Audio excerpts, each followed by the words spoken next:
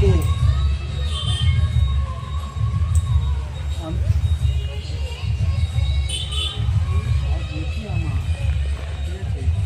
কারণ দেখো কথা বললে good morning and welcome back to my channel Ranjita লাইফস্টাইলে তোমাদের অনেক অনেক স্বাগত ভালোবাসা জানিয়ে একটা নতুন ব্লগ নিয়ে এসেছি।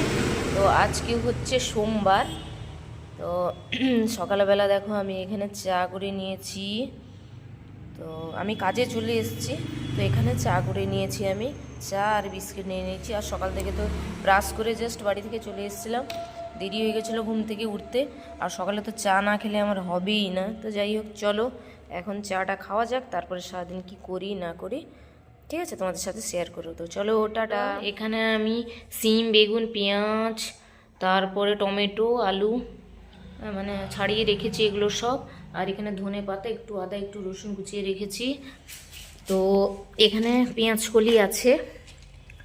আর এই যে এই মাছটার নাম কি বলো তো বন্ধুরা, দেখি তো কারা কারা জানো কমেন্ট করে বলবে। তো এই মাছটা আমি এখন মানে ঝাল ঝাল কারি যেটাই বলতে পারো, পেঁয়াজ কলি দিয়ে রান্নাটা করব। তো ফাইনাল হয়ে যাক, তারপরে তোমাদের সাথে শেয়ার করব। তো চলো টাটা। তো দেখো বন্ধুরা, এখানে আমি মাছটা দিয়ে দিয়েছি ঝোল ফুটে যেতে। তো সর্ষা বাটা নেই বলে এরকম হয়েছে, নাহলে সর্ষা বাটা দিলে ভালো হতো। তো যাই হোক, দেখতে কেমন লাগছে অবশ্যই কমেন্ট করে জানাবে। পেঁয়াজ কলি দিয়ে করেছি, খেতে তো দুর্দান্ত হয়। যাই হোক, খাওয়ার সময় একদম ফাইনাল দেখাবো আর কি কি রান্না করেছি। তো চলো, শুভ দুপুরবেলা। দেখো আমার রান্না কমপ্লিট হয়ে গেছে।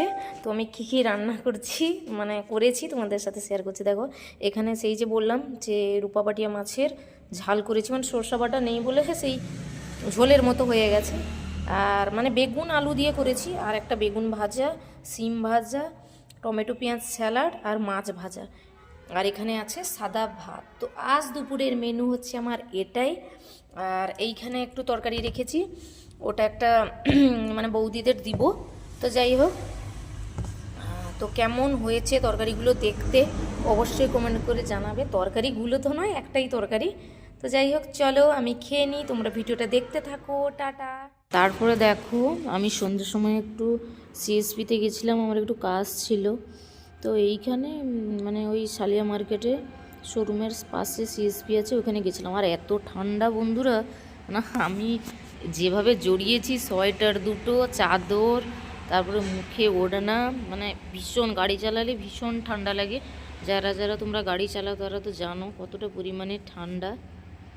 তো যাই হোক, ভিডিওটা দেখতে থাকো। তারপর দেখো আমি চলে এসেছি অফিস থেকে বাড়ি এসে। তো এখন আমি আলু ভাজা করে নেব, সেটা তোমাদের সাথে শেয়ার করিনি, একদম আমি খাওয়ার সময় শেয়ার করবো। আমার না এখন ঘুম পাচ্ছে।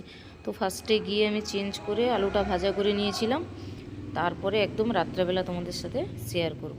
তো এখন বাজে কিন্তু মানে 11টা বাজতে 20 মিনিট বাকি। কিন্তু ভাববেন আমার ঘড়িটা একটু সমস্যা আছে, তো 11টা বাজতে 20 মিনিট বাকি।